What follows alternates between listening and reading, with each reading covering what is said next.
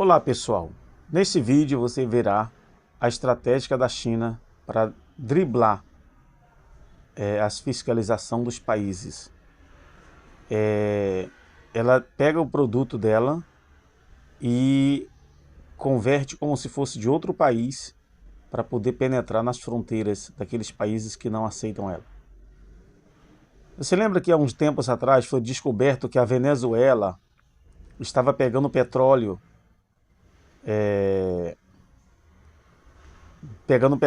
e colocando o selo como se fosse do Brasil para vender para a China? Então, a Venezuela provavelmente copiou isso da China.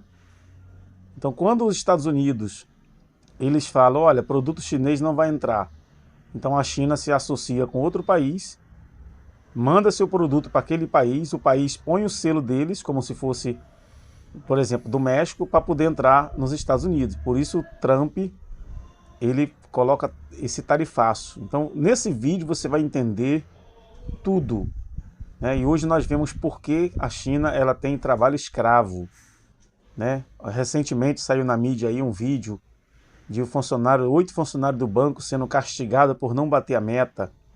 Então, aqui na Bahia foi descoberto que estava tendo um trabalho escravo, trabalhadores da China. Então eles jogam sujo, né? Eles não são leais com as regras do jogo. Então veja o vídeo, né? E depois aí você curta, comenta e compartilha. Todo mundo acha que Trump está louco por impor tarifas de 145% sobre produtos chineses. Mas, e se eu te disser que por trás desses impostos existe uma estratégia muito mais profunda do que simplesmente taxar por taxar? E se Trump estiver tentando desarmar uma bomba relógio que ameaça não só a economia americana, mas o mundo inteiro? Para entender o que está por trás dessas tarifas, preciso te mostrar algo muito importante. O ano era 2001 e a China entrava para a Organização Mundial do Comércio. Naquela época, o governo chinês fez uma grande promessa: abrir seu mercado interno de bilhões de consumidores para o mundo todo e jogar limpo nas relações comerciais. Parecia um grande negócio, certo? Só que a promessa nunca foi cumprida. Assim que a China foi aceita na OMC, começou a montar um esquema que poucos perceberam. Enquanto os outros países cortavam gastos e ajustavam suas economias para competir de forma justa, o governo chinês bancava, protegia e incentivava suas empresas com subsídios disfarçados de incentivos econômicos. O objetivo? Simples e assustador: conquistar mercados inteiros. A China se transformou no que muitos chamavam de a fábrica do mundo. E isso aconteceu em tempo recorde. A estratégia ambiciosa deles combinava uma mão de obra absurdamente barata, graças à sua população gigantesca e uma escala industrial massiva completamente apoiada pelo Partido Comunista Chinês. Lembra daquela época das falsificações chinesas? Eles estavam por toda a parte. BlackBerry era a versão chinesa do BlackBerry. Samsung em vez de Samsung. Nem o iPhone ficou de fora. O Gufone era lançado como um clone oficial do aparelho da Apple. Mas isso foi só o começo. Com o tempo, as empresas chinesas foram absorvendo conhecimento, às vezes legalmente, outras vezes nem tanto, e começaram a criar seus próprios produtos. O resultado? Uma invasão de produtos chineses ultra baratos nas prateleiras do mundo inteiro. Mas, enquanto os consumidores sorriam com os preços baixos, algo terrível acontecia nos bastidores. Milhões de empregos simplesmente desapareceram.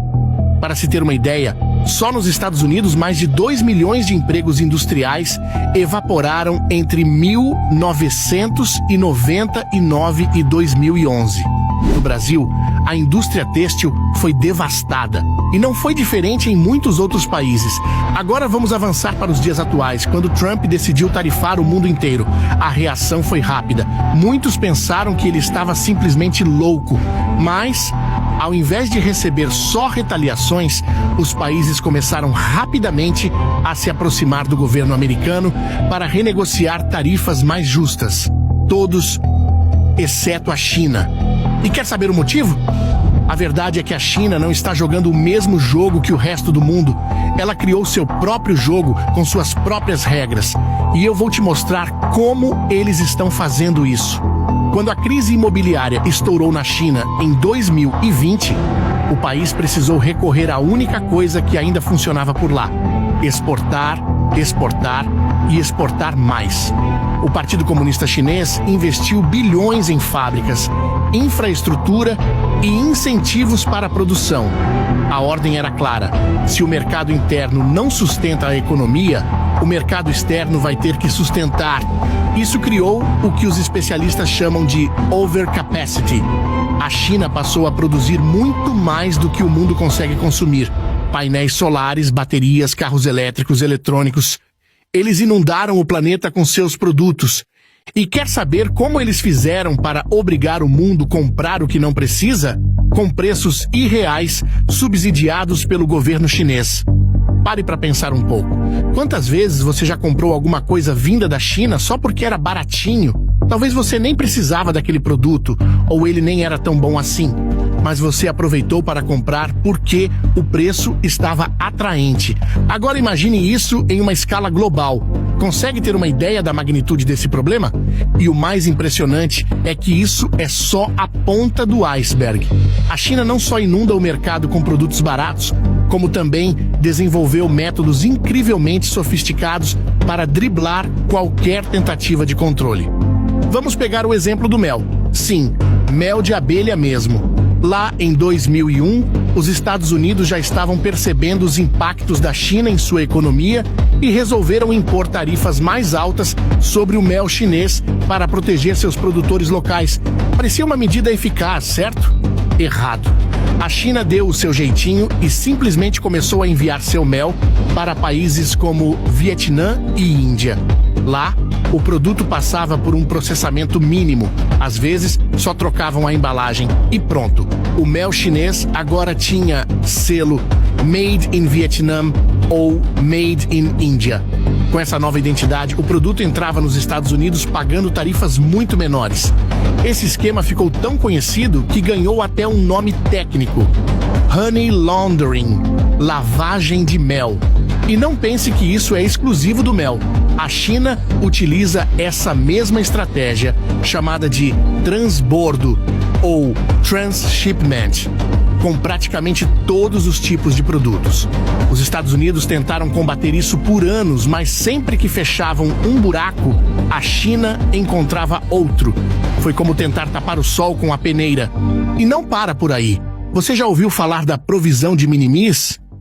É uma regra que permite que produtos com valor abaixo de $800 entrem nos Estados Unidos sem pagar tarifas. Foi criada para turistas que trazem lembranças de viagem. Mas adivinha quem se aproveitou mais disso? Empresas chinesas.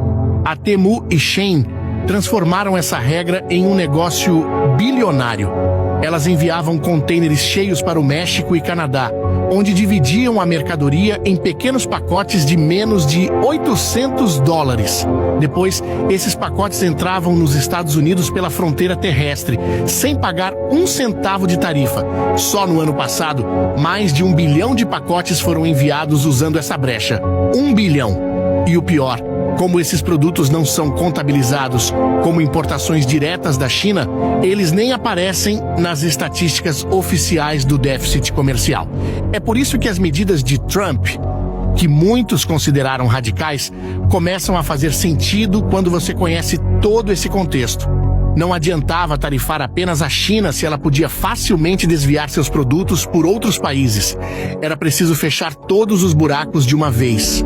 Agora, as tarifas de 145% impostas por Trump estão tendo um efeito devastador. Em Guangzhou, um importante centro comercial da China, pequenas e médias empresas que dependem das exportações para os Estados Unidos estão completamente paralisadas. Na imensa feira de Cantão, que reúne mais de 30 mil empresas chinesas, os pavilhões estão lotados de produtos que deveriam estar a caminho dos Estados Unidos, mas agora se acumulam em armazéns. fabricantes de eletrodomésticos, batedeiras, aspiradores de pó e outros produtos para casa estão em um limbo comercial. Para você ter uma ideia, muitas dessas empresas têm metade ou mais de sua produção destinada ao mercado americano. Com as tarifas, o preço final desses produtos nos Estados Unidos seria tão alto que simplesmente não teriam como competir. O resultado?